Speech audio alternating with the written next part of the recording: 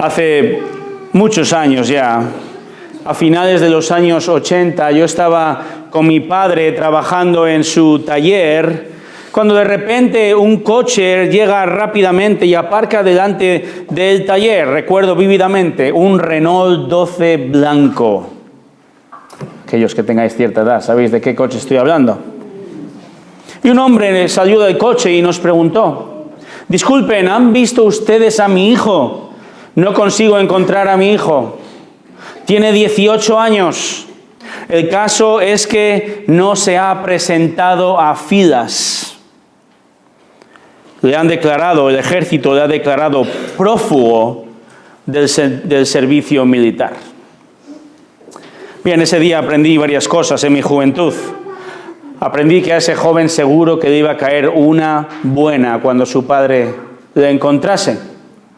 Aprendí que el ejército en aquella época, ahora está profesionalizado, ¿verdad? En aquella época el ejército llamaba a los hombres a hacer el servicio militar, la mili, que quizá alguno de vosotros hayáis hecho cuando cumplías 18 años, a la mili. Y aprendí también qué significaba la palabra prófugo. ¿Sabes qué significa prófugo? Prófugo, según el diccionario, es un joven que huye para evitar su responsabilidad de cumplir el servicio militar. En Hechos capítulo 13 encontramos también, hermanos, un llamado a filas. Pero es un llamado a filas no militar, sino espiritual. Un llamado a filas espiritual. Y los jóvenes de los que Lucas, el escritor de Hechos, los jóvenes de los que habla Lucas en este texto, no son ni mucho menos prófugos. No van a huir, no van a evitar sus responsabilidades, todo lo contrario.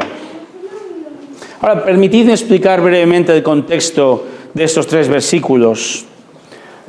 En Hechos capítulo 1, versículo 8, leemos que el Señor Jesús dice algo muy importante a sus discípulos. Él les dice, versículo 8, pero recibiréis poder cuando el Espíritu Santo venga sobre vosotros y me seréis testigos en la ciudad de Jerusalén, en toda Judea y Samaria, hasta los confines de la tierra. Este llamado, esta comisión es dada por el Señor Jesús, un Señor Jesús ya resucitado, y les da esta comisión, este encargo, justo antes de ascender de vuelta al cielo. Jesús, en el versículo 3 de capítulo 1, dice que va a hablar de muchas cosas con sus discípulos. Y vas a hablar especialmente en lo que concierne a la naturaleza del reino de Dios. ¿Qué significa el reino de Dios? ¿Cuándo vendrá el reino de Dios? Y estas conversaciones entre Jesús y sus discípulos, podemos decir que tristemente no están registradas en nuestra Biblia. Y el Señor es soberano y Él decide qué revelarnos y qué no. Pero sí que leemos acerca de este encargo en el versículo 8. El Señor Jesús ya les había dicho unos días antes de esta escena, en Juan 14, 16, que Él iba a rogar, a pedir a Dios Padre, y Él, el Padre, dice, os dará otro consolador. Este es el Espíritu Santo, para que esté con vosotros para siempre. El Espíritu Santo, entonces, de acuerdo a lo profetizado en Jeremías o en Zacarías, en Ezequiel, el Espíritu Santo vendrá a habitar en todo creyente. Y entre muchas otras cosas, va a dar poder al creyente. ¿Poder para qué? Va a dar poder para ser testigos. El Espíritu Santo iba a venir para que ellos tuvieran el poder de declarar, de contar, de proclamar, de predicar al mundo quién es Jesucristo y cómo Él y solo Él salva de los pecados. Y el resto de los Hechos de los Apóstoles realmente narra cómo estos apóstoles y los nuevos discípulos van a llevar a cabo esta tarea. Realmente Hechos se puede dividir con suma facilidad. Se puede dividir en 3 partes. De capítulo 1 al 7, Hechos se centra en la predicación del Evangelio en Jerusalén, precisamente. En Jerusalén. Allí en Jerusalén se funda la primera iglesia, ¿verdad? El increíble sermón de Pedro que todo pastor quiere predicar alguna vez para que se conviertan 3.000 personas así de rápido. Sería fantástico. Y el Señor puede hacerlo. Capítulos 1 al 7 se centra en Jerusalén. Los capítulos del 8 al 12 se centran en la obra en Judea y Samaria, más allá de Jerusalén. Y finalmente, comenzando con el capítulo 13 de hoy, hasta el final, el 28, encontramos la expansión del Evangelio hacia todo el mundo, en este caso hasta el mundo romano. Entonces el capítulo 13 que estamos leyendo hoy marca el comienzo de lo que se llama la era misionera. Ocurre aquí el comienzo, esta tercera etapa de expansión del Evangelio a lo largo del mundo. Y aquí en Hechos 13, 1 al 3 es donde vamos a detenernos esta mañana, porque quiero que observemos, hermanos, en este nuevo año un aspecto fundamental de la Iglesia de Cristo. Un aspecto fundamental para nosotros, un aspecto importantísimo para nuestra Iglesia, para ti en este nuevo año. Me refiero a la realidad importantísima de que la Iglesia existe para extenderse. La Iglesia existe para multiplicarse. La Iglesia existe para avanzar el reino. Así, desde este texto, en esta mañana, quisiera en este tiempo ver dos rasgos distintivos. Vamos a ver 2 rasgos distintivos de una iglesia usada por el Espíritu Santo para la extensión del Evangelio de Cristo. 2 rasgos distintivos de una iglesia usada por el Espíritu Santo para la extensión del Evangelio de Cristo. Hermanos, el Espíritu Santo llama a filas, no para ir a la mili, sino para la expansión espiritual. Ahora, ¿qué tipo de iglesia va a buscar el Espíritu Santo? Vamos a ver desde este texto. Primero, va a buscar una iglesia preparada. Una iglesia preparada, versículos 1 y 2. Lucas comienza en el versículo 1 en la iglesia que estaba en Antioquía. Antioquía era una ciudad próspera y esta ciudad formaba parte del Imperio Romano. Se encontraba al norte de Israel, hoy en día es una zona turca. Al norte de Israel, esta ciudad fue realmente importante, fue la tercera ciudad más importante del Imperio Romano, tras Roma y Alejandría. Lucas, en el capítulo 11, versículo 19, nos narra que la iglesia en aquella ciudad se plantó como consecuencia de la persecución a los cristianos. Dice capítulo 11 que los que habían sido esparcidos a causa de la persecución que sobrevino cuando la muerte de Esteban llegaron hasta Fenicia, Chipre y Antioquía. Estos creyentes perseguidos continuaron predicando al Señor Jesús, a Cristo, al llegar a esta ciudad que era gentil, no era judía. Y allí se predicó el Evangelio a los griegos primero. Dice capítulo 11, versículo 19. Nos dice que la mano del Señor estaba con ellos y gran número que creyó se convirtió al Señor. En Antioquía ocurrió una explosión espiritual, ocurrió un avivamiento bíblico, un gran crecimiento espiritual en un breve periodo de tiempo. De repente hay una iglesia que se funda y crece y por lo tanto la iglesia madre, la iglesia de Jerusalén, ve esto, envía a Bernabé para animar, exhortar a estos convertidos. Según capítulo 11, versículo 22, dice lo siguiente: y la noticia de esto llegó a oídos de la iglesia de Jerusalén y enviaron a Bernabé a Antioquía, el cual, cuando vino y vio la gracia de Dios, se regocijó y animaba a todos para que con corazón firme permanecieran fieles al Señor.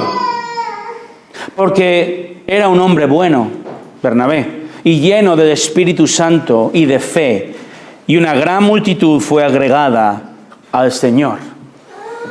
El texto dice que Bernabé era un hombre bueno y lleno del Espíritu Santo, dice el versículo 24. Y Bernabé, viendo tan ingente, tan tremenda tarea, listo que era Bernabé, ¿sabes lo que hace? Va a buscar al mejor de ellos. Se trae a Saulo, a Pablo, versículo 25 del capítulo 11. Y Bernabé salió rumbo a Tarso para buscar a Saulo, y cuando lo encontró, lo trajo a Antioquía, y se reunieron con la iglesia por todo un año, y enseñaban a las multitudes, y a los discípulos se les llamó cristianos por primera vez en Antioquía. ¿Te imaginas lo increíble que debe de haber sido pasar este año escolar bajo la enseñanza de Bernabé y Pablo, Saulo? Dos gigantes de la fe enseñando la palabra de Dios. Qué bendición hubiera sido, ¿verdad? ¿Qué ocurre entonces con esta iglesia?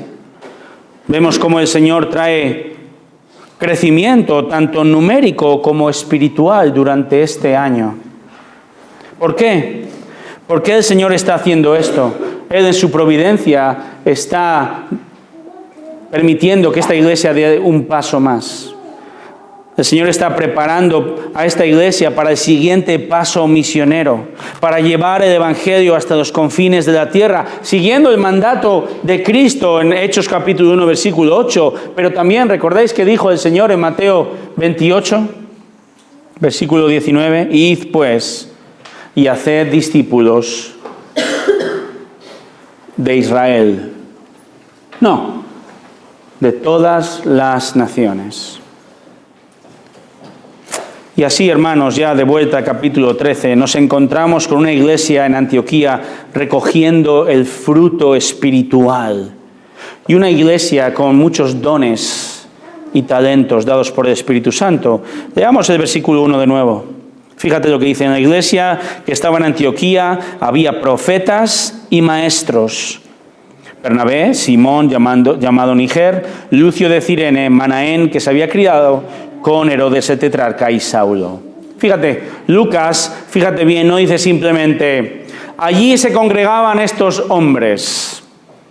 No, sino Lucas, el doctor, ¿verdad?, específico y preciso, especifica y expresamente nos da dos informaciones importantes aquí. Primero nos habla de dones y segundo nos informa del contexto de dónde vienen estos hombres. Primero, fíjate, nos dice que en esta iglesia había profetas y maestros. Esto nos informa de la rapidez con la cual esta iglesia dio fruto espiritual. Fruto después de todo un año de enseñanza intensiva de la palabra de Dios por parte de Bernabé y por parte de Saulo. El Espíritu Santo había dado dones en Antioquía. Concretamente, aquí habla de dos. No son los únicos, pero habla de dos dones. Profecía. ¿Y cuál es el otro? Maestro, enseñanza. Profecía hace referencia a este importantísimo don espiritual dado por Dios en el comienzo de la iglesia. Dios dio el don de profecía en el primer siglo, y solo, por cierto, en el primer siglo de nuestra era. Los profetas ya no existen. Los profetas del Nuevo Testamento proclamaban la palabra de Dios y proclamaban tanto la palabra ya revelada anteriormente, pero sobre todo el profeta del Nuevo Testamento proclamaba una nueva revelación dada por el Espíritu Santo, porque el Espíritu Santo informaba, revelaba su voluntad al comienzo de la iglesia.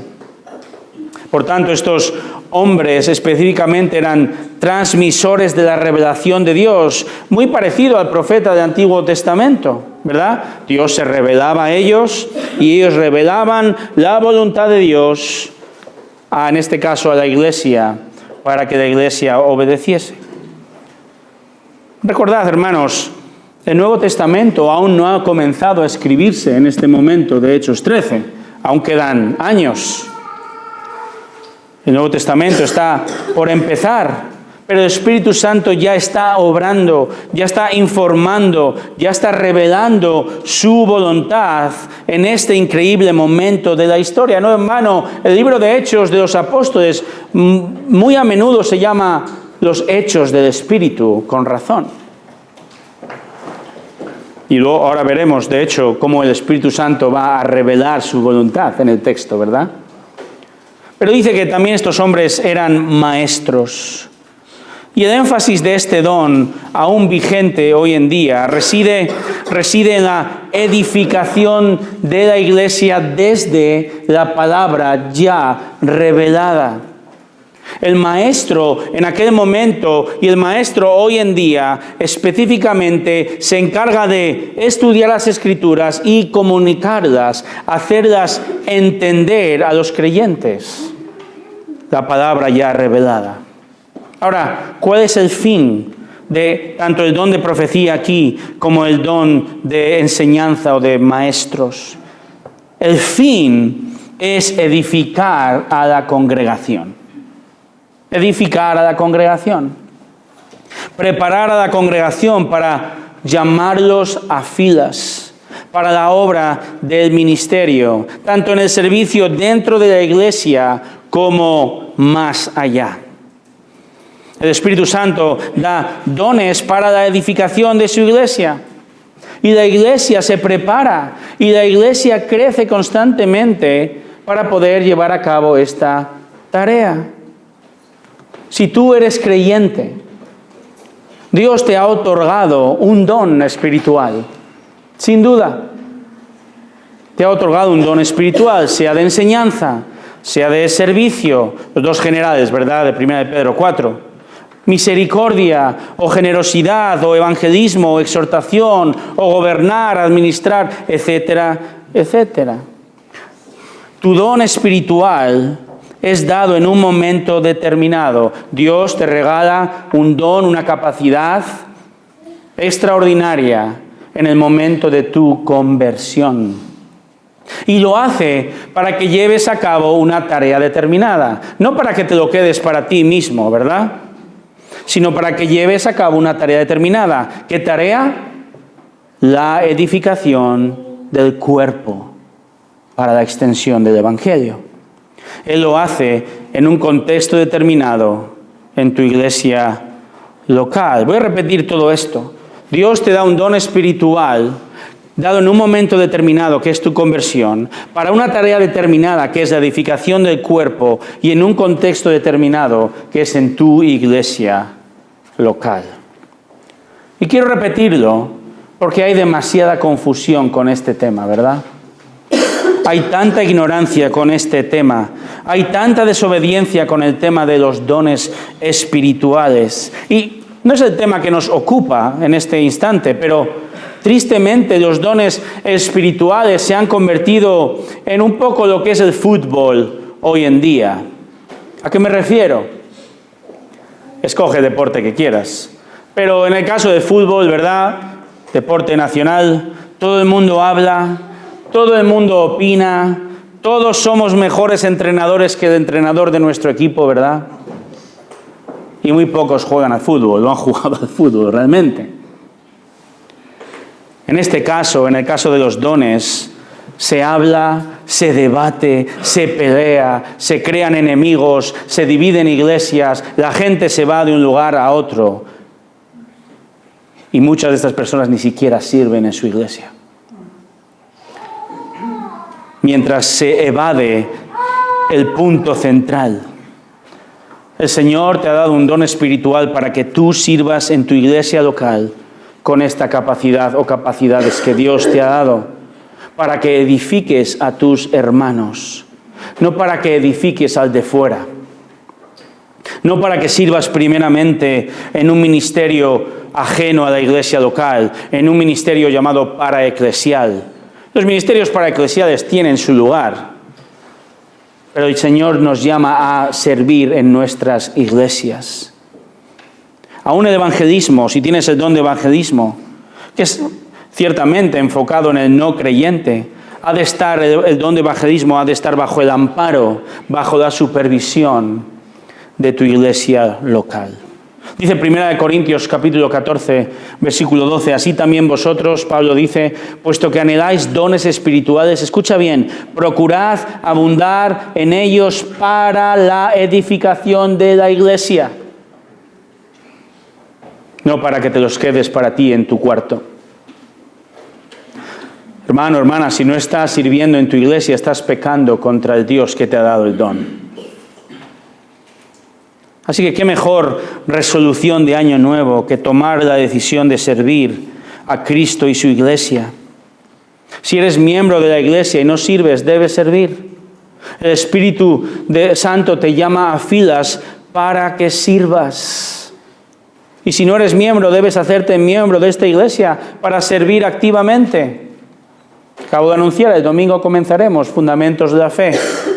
Iremos poco a poco para, en última instancia, aquel que quiera ser miembro, pueda ser miembro de la iglesia. Decíamos que Lucas específicamente e intencionadamente nos habla de dones primero. Pero segundo, en el versículo 1 nos informa del contexto de dónde vienen estos hombres. Fíjate, da varios nombres. Bernabé, ya hemos hablado de Bernabé en el capítulo 11. Este chipriota de Chipre, dijimos que es descrito como un hombre bueno y lleno del Espíritu Santo. Bernabé en ese año se había convertido en un líder, en un padre espiritual para esta congregación. Pero hay otros hombres. Fíjate, encontramos a Simón, llamado Niger. Niger del latín significa negro. Probablemente una referencia a su tez oscura. Leemos también de Lucio de Cirene. Cirene era una ciudad del norte de África, al oeste de Egipto. También encontramos a un tal Manaén, que se había criado con Herodes el tetrarca. Esto probablemente indica que se trata del hermano de Herodes Antipas, aquel que ordenó la muerte de Juan el Bautista. Aquí tenemos a un creyente, Manaén, probablemente que proviene de una familia distinguida, socialmente de primera clase. Y por último, Lucas nombra a Saulo. Y Saulo. Pobre, ahí se queda, Saulo. Pero Saulo no necesita mucha introducción, ¿verdad? Salvo por Cristo, quizá unos 15 años atrás, llamado por el Señor mismo como apóstol a los gentiles, Saulo, Pablo. Cuando leía a estos 5 hombres me recordaba aquel Dream Team. Hoy estoy un poco deportivo. ¿Te acuerdas del Dream Team? Algunos no habíais nacido en el 92. El Dream Team, aquel equipazo de baloncesto de los Juegos Olímpicos de Barcelona 92. Michael Jordan, Magic Johnson, Larry Bird, John Stockton y otros más. Increíbles. Hombres que primeras líneas de sus equipos, mejores jugadores del mundo en aquella época y seguramente hoy también. Venían de distintas procedencias, diversidad de contextos culturales y posiciones sociales, educación, edad, pero juntos jugaron y, puedo decirlo así suavemente, machacaron a todos los equipos en aquellas Olimpiadas. Aquí encontramos a un Dream Team, a un equipo de ensueño también, sirviendo en unidad, diferentes contextos también, ¿verdad? Diferente educación, pero sirviendo con un propósito común, preparándose y preparando a la congregación allí en Antioquía para servir al Señor en la extensión del Evangelio. Y concretamente el versículo 2 nos habla de 2 hombres. Dice el versículo 2, mientras ministraban al Señor y ayunaban, el Espíritu Santo dijo, apartadme a Bernabé y a Saulo para la obra a la que los he llamado. Lucas nos narra que estos 5 hombres, estos 5 líderes de Antioquía estaban, ¿qué dice el versículo 2? Dice, mientras ministraban al Señor. La palabra ministraban también se puede traducir adoraban al Señor. Estaban sirviendo al Señor, ministrando a la iglesia y por lo tanto adorando al Señor. Cuando sirves, adoras al Señor. Ellos estaban sirviendo, ministrando, adorando al Señor activamente. Y también dice el texto que ayunaban, estaban ayunando. El ayuno se menciona 2 veces en este pasaje. El ayuno era una práctica habitual en el contexto judío. Y la iglesia, muchos continuaron con esta costumbre. ¿Qué es el ayuno? No hablamos de una dieta, ¿verdad? Como el famoso ayuno intermitente u otros. Básicamente el ayuno desde el punto de vista bíblico consiste, y en este contexto, en dejar de comer para poder dedicarse a la oración. Pasar el mayor tiempo posible dedicado a la oración y a la búsqueda de la voluntad de Dios. Ahora, esta no es una práctica necesariamente obligatoria para nosotros hoy. Sí que es lícitamente observada por creyentes y perfectamente podemos y quizá debemos más a menudo observar el ayuno, especialmente en momentos donde buscamos de manera excepcional la guía del Señor, ¿verdad? La dirección en nuestra vida, como parece ser aquí el caso. El punto aquí es que el Espíritu Santo llama a una iglesia que se está constantemente preparando, que está creciendo, que está madurando.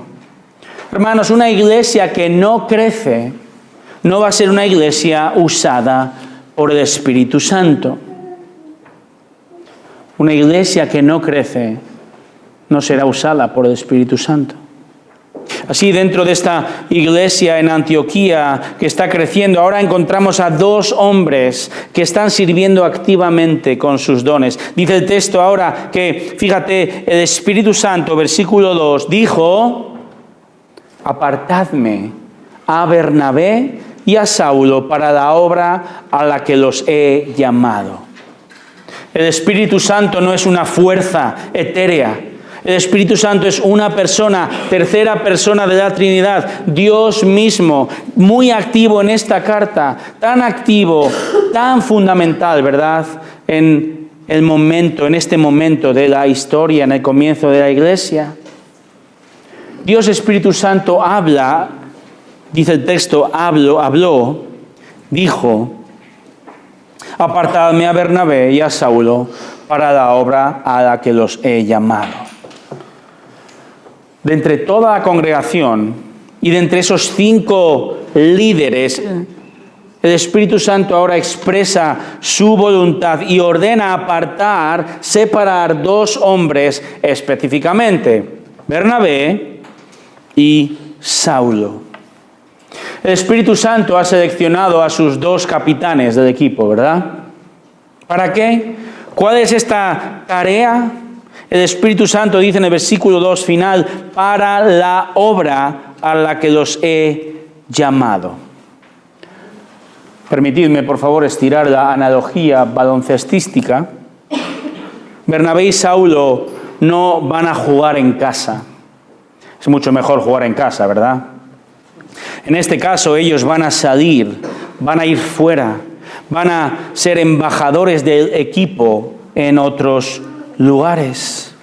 Aquí vemos, hermanos, cómo el Espíritu Santo está llamando a la iglesia de Antioquía a ser un referente misionero.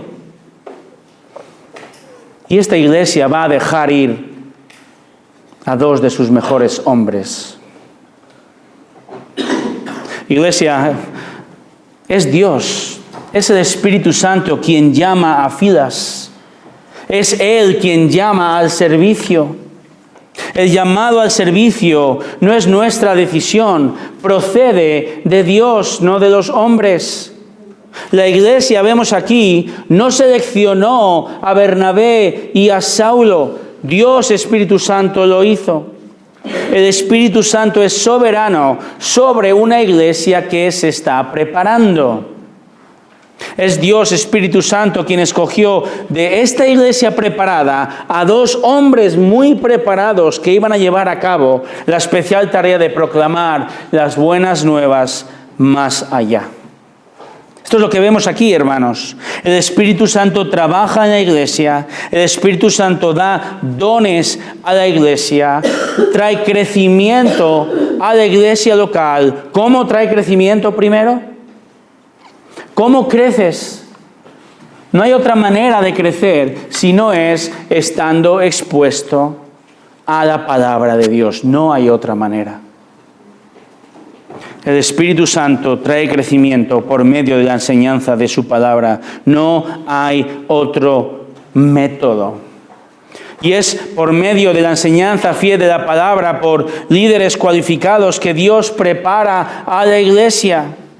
Efesios 4, 11 al 13 dice que Él ha dado maestros, pastores, para capacitar a los santos para la obra del ministerio, para la edificación del cuerpo de Cristo.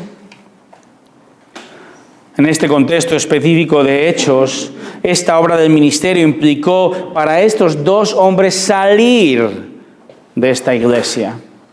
Pero, hermanos, muy interesante, no solo implicó que ellos 2 se fueran de la iglesia, con la consiguiente pérdida, ¿verdad?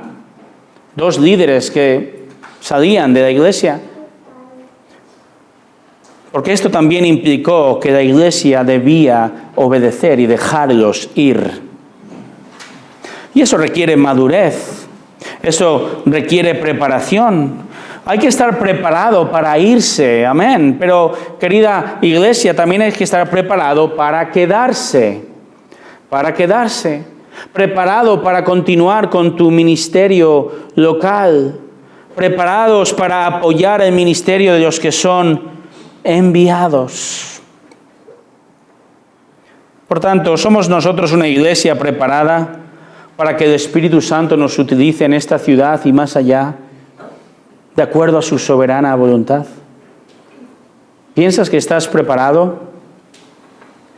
No quiero que pensemos que, bueno, como somos una plantación, una congregación joven, esto queda en el futuro, ¿verdad? No pensemos así. No pensemos, bueno, esto es parte de la siguiente generación, o quizá de 2 generaciones. Esto no es para mí. No. Hermano, hermana, Dios quiere usarte hoy. Dios quiere usarte hoy, por eso tienes un don espiritual. Ahora bien, estás tú constantemente preparándote, te estás formando, estás creciendo, estás dando fruto para servir a tus hermanos, para servir en tu iglesia. Y quizá a lo mejor no puedes servirle ahora mismo yendo a otro lugar. Quizá tienes problemas de enfermedad, o quizás eres madre y no tienes mucho tiempo para servir. Pero ¿estás sirviendo a tu iglesia ya ahora por medio de tus oraciones? ¿Oras por tu congregación? ¿Estás preparándote para el servicio, creciendo personalmente en la palabra de Dios? Animas, exhortas a los hermanos a que estén firmes en la palabra. Estemos congregados un domingo por la mañana, un martes o cuando sea, o estemos disgregados, siempre tenemos oportunidad de servir. Hermanos, como en este contexto, deseo que el Espíritu Santo encuentre una iglesia preparada, que continuemos preparándonos, siendo edificados. Cuando una iglesia está preparada, si el Espíritu Santo llama a alguien a filas, a salir a la obra, no podemos declararnos prófugos, ¿verdad? No podemos declararnos prófugos. La iglesia no puede esconder la cabeza. Todos debemos presentarnos a filas. Y sí, quizá unos activamente yendo a otro lugar, otros activamente quedándose donde estamos, sirviendo activamente, ofrendando para el sostenimiento de los ministerios, de los líderes que están a pleno tiempo, pero todos sirviendo juntos al Señor con los dones que nos ha dado en este lugar que Dios nos ha puesto. La iglesia no puede pensar en lo que pierde o a quién pierde y los dones de estas personas, sino en ser obediente al llamado de Dios. Llamados a servir aquí en nuestra iglesia, en nuestra ciudad, en Santiago. Y quizá, hermanos, Él quiera, y debemos comenzar a pensar de esta manera en este año, Él quiera que en el futuro, quizá uno de vosotros, o dos, o varios, podáis mudaros a otro lugar y comenzar una obra, porque sois llamados por Dios Espíritu Santo también. Hermanos, esta es la meta, esta es la voluntad, es la misión de Cristo. Y mientras llega ese día, has de prepararte. ¿Te estás preparando constantemente para servir al Señor? ¿Estás en la palabra? ¿Eres parte de las oportunidades de aprender su palabra en esta iglesia? ¿Tienes el deseo genuino de servir al Señor y a tus hermanos? No huyas de tu responsabilidad. Tienes que ser obediente. Obediencia es precisamente la segunda característica de una iglesia usada por el Espíritu Santo para extender el Evangelio. Hemos de prepararnos, ¿verdad? Hemos de sentarnos bajo la enseñanza de la palabra de Dios. Pero número 2, hemos de ser obedientes. Una iglesia usada por el Espíritu Santo es una iglesia obediente. Versículo 3, lee conmigo, por favor. Entonces, después de ayunar, orar y haber impuesto las manos sobre ellos, los enviaron. Aquí vemos la respuesta de una iglesia obediente. Una iglesia que ha sido preparada en la palabra de Dios, en el poder del Espíritu, que ahora vemos cómo va a obedecer el llamado del Espíritu Santo. Pero fíjate, porque aún antes de despedir a Bernabé y Saulo, esta iglesia hace algo. Hace 3 algos. Ayunan, oran e imponen las manos. De hecho, hacen 4 cosas. Número 4, los envían. No nos dice cuánto tiempo ayunaron y oraron. Ahora creo que sé por qué lo hicieron. ¿Por qué ayunaron y oraron? Primero, piensa en esto. Si el Espíritu Santo había hablado por medio de un profeta, la iglesia quería ahora cerciorarse de que este mensaje era auténtico. Probablemente el versículo 2, cuando el Espíritu Santo habla, apartadme a Bernabé y a Saulo para la obra que les he llamado, el Espíritu lo hizo por medio de un profeta. Con todo, una iglesia madura quiere orar y ayunar para cerciorarse de que el mensaje del profeta es cierto, auténtico. Por eso este énfasis en ayuno y oración. Esto nos habla de la madurez y la prudencia de estos hermanos en Antioquía. Pero también ayunaron y oraron porque la tarea era tan grande que requería todo tipo de intercesión de oración posible. Piensa en esto, que 2 hombrecillos insignificantes salgan al mundo a predicar un mensaje absolutamente ofensivo, como es el mensaje de Cristo. Necesita toda intercesión, oración posible por ellos y por el éxito de este esfuerzo misionero. Por esto esta iglesia madura dedicó tiempo a interceder. Saben que sin la ayuda de Dios no hay éxito posible en ningún ministerio. En tercer lugar, dice Lucas, después de haber impuesto las manos sobre ellos. Ahora, imponer las manos es muy significativo. Se trata ni más ni menos que un símbolo de identificación. Identificación. La iglesia, ¿verdad?, primero ha podido discernir la voluntad de Dios Espíritu Santo, ha escogido a estos 2 hombres entre todos para enviarles, y ahora la iglesia confirma este llamado. Dios llama, Dios envía. Y la iglesia entiende este llamado y lo confirma y se identifica con esta acción de imponer las manos. Imponer las manos no otorga ningún poder especial a nadie, sino que imponer las manos implica identificarse con ellos. No toda la iglesia de Antioquía está saliendo a la obra, ¿verdad? Pero Bernabé y Pablo van a ser la extensión de la iglesia de Antioquía en otro lugar. No sé si tú tienes árboles frutales o no frutales. No sé si alguna vez has podado o no podado. Y puedes hacer dos cosas. Puedes subirte al árbol y podar ahí arriba y con el riesgo de caerte. O puede ser quizá un poco más prudente y comprar un extensor para podar los árboles si no son muy altos. Hace un par de semanas mi padre me prestó su podadora. Es un extensor de 2,5 metros. Puedo podar a 2,5 metros abajo, donde no puedo llegar subiéndome el árbol, pobre árbol, ¿verdad? Puedo extenderme con esta podadora, con este extensor, y llegar donde yo no puedo ir. Esto es lo que Antioquía está haciendo. No toda la iglesia de Antioquía puede ir al viaje misionero, ¿verdad? Pero sí que va a enviar a sus dos mejores hombres para hacer esta tarea, y se identifican con ellos imponiendo las manos. Bernabé y Pablo van a ser herramientas de la iglesia de Antioquía para alcanzar a los perdidos. Y con esta imposición de manos, toda la iglesia reconoció el llamado del Espíritu Santo y se identificó con ellos.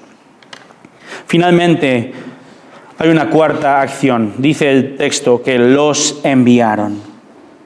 O más que enviarlos, fue el Espíritu Santo quien envía. Fueron enviados realmente por el Espíritu Santo. Y más que enviar, esta palabra implica despedir.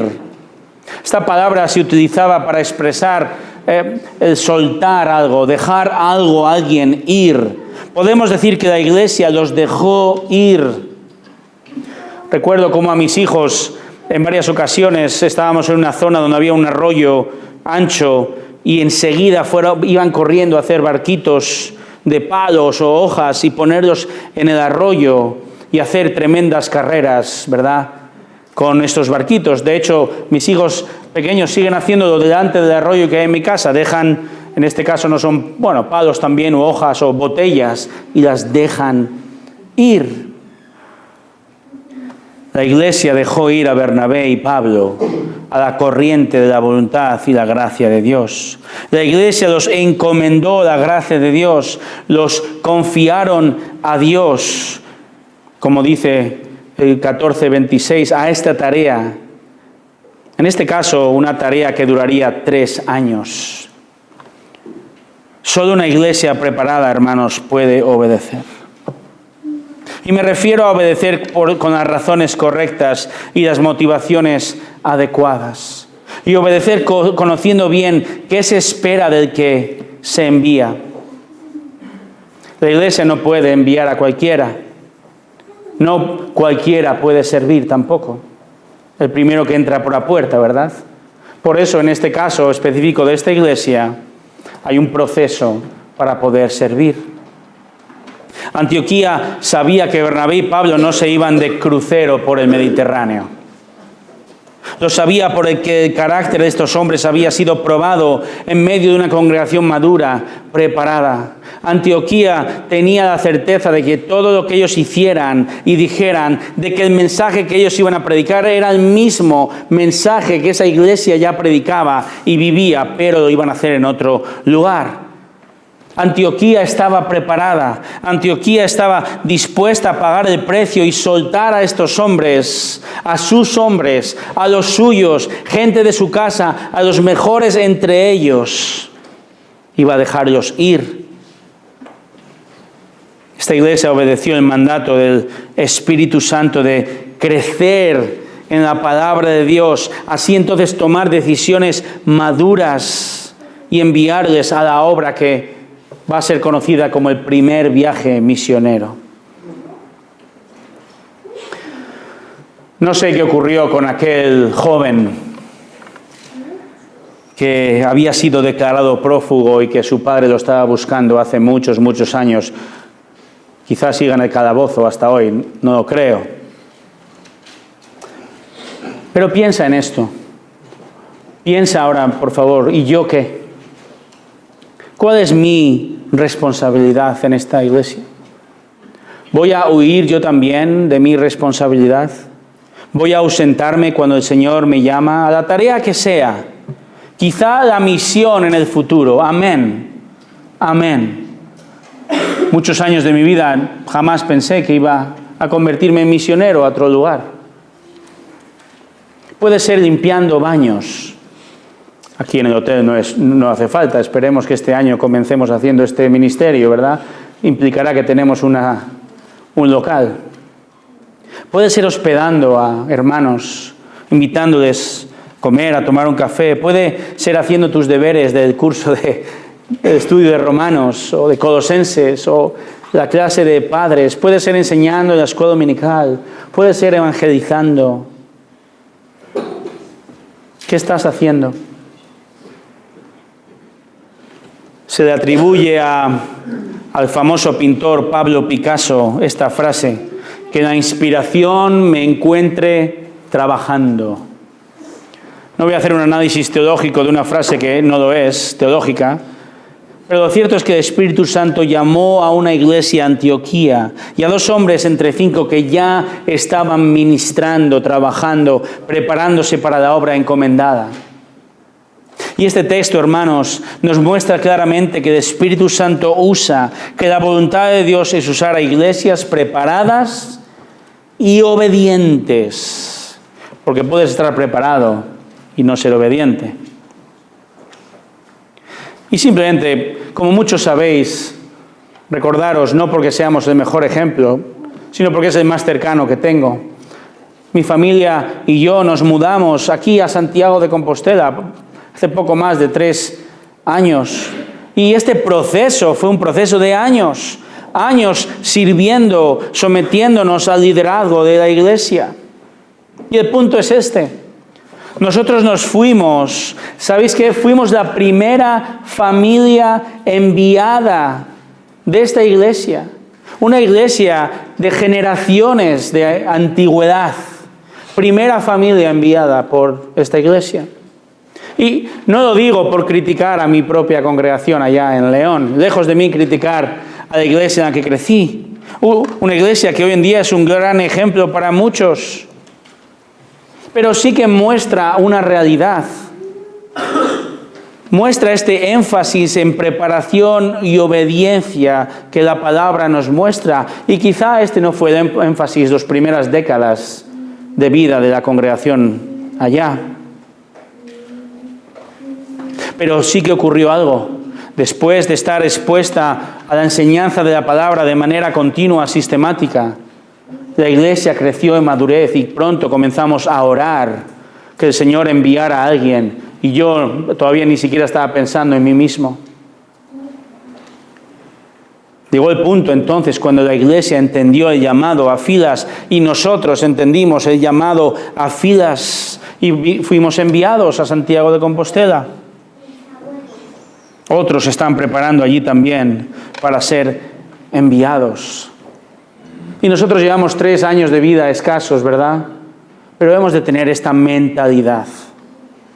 No encerrarnos bajo los 4 o entre los 4 muros, sino tomar decisiones, crecer en el conocimiento de la palabra para servir a nuestra congregación y quizá el Señor te llame en el futuro a ir a otro lugar. Así que en este año nuevo, hermano, hermana, en este año nuevo de nuevas resoluciones o quizá de retomar antiguas resoluciones de año nuevo, te pregunto de nuevo, ¿cuál es tu énfasis en este año nuevo? Quizá estés preocupado por tu salud. Quieras bajar esos kilitos de más que cuestan tanto, ¿verdad? Basado en hechos reales. Quizá tu resolución sea estudiar más o trabajar más duro, obedecer a tus padres más y mejor. Amén. A todo esto. Pero permite que el Espíritu Santo te guíe desde tu esfuerzo diario de entender su palabra y en el contexto de tu iglesia local. Permite que el Señor te guíe este año a priorizar la prioridad. La prioridad es que el Espíritu Santo te llama a ti hoy ya a filas.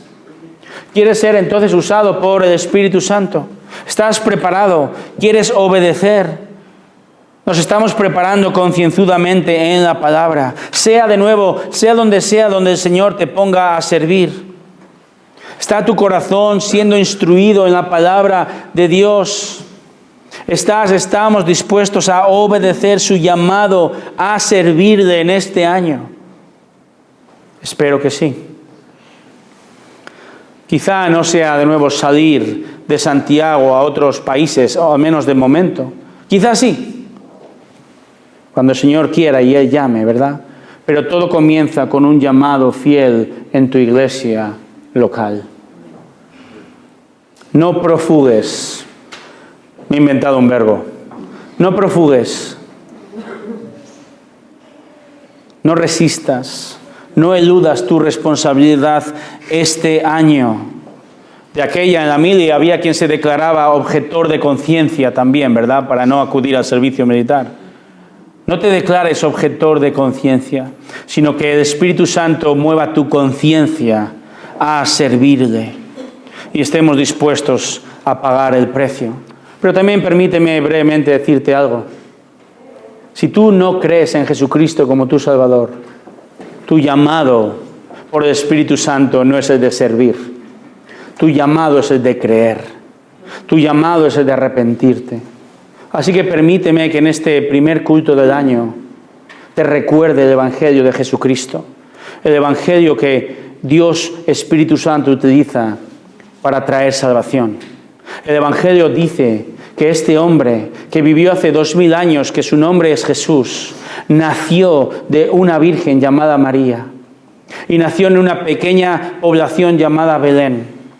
Y la Biblia dice, y fue profetizado que este niño no era un niño cualquiera, ¿verdad? Sino que era el mismísimo Hijo de Dios hecho hombre. El único ser humano que es Dios y hombre al mismo tiempo.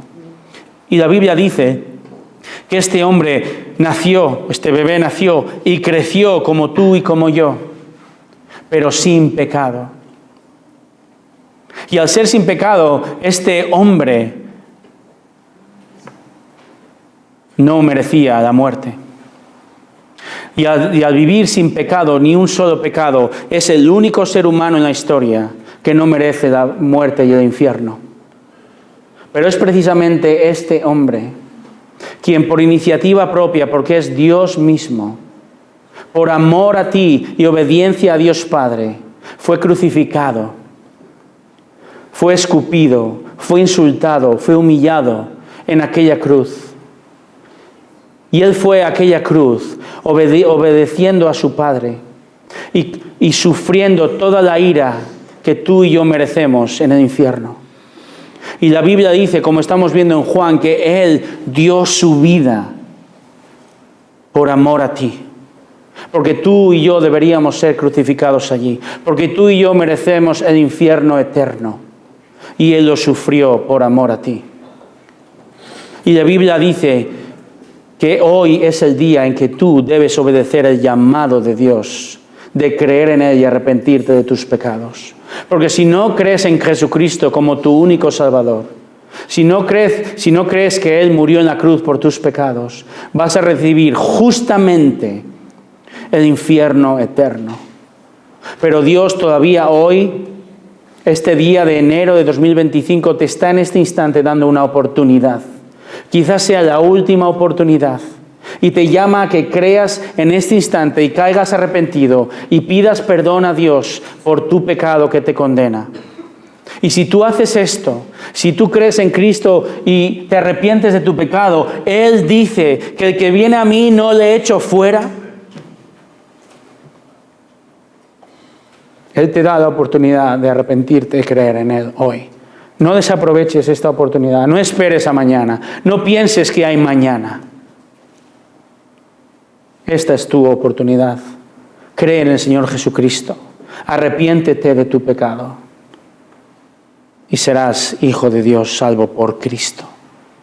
Hermanos, el resto de nosotros, la oración, el deseo, es que hemos de ser usados por Él, por Dios, para hacer lo que tenemos que hacer. Que seamos discípulos de Cristo, que nos preparamos constantemente para llevar a cabo su obra, sea aquí en Santiago, sea en otro lugar. ¿Estamos preparados? ¿Queremos ser obedientes en este año y crecer? Amén. Oremos.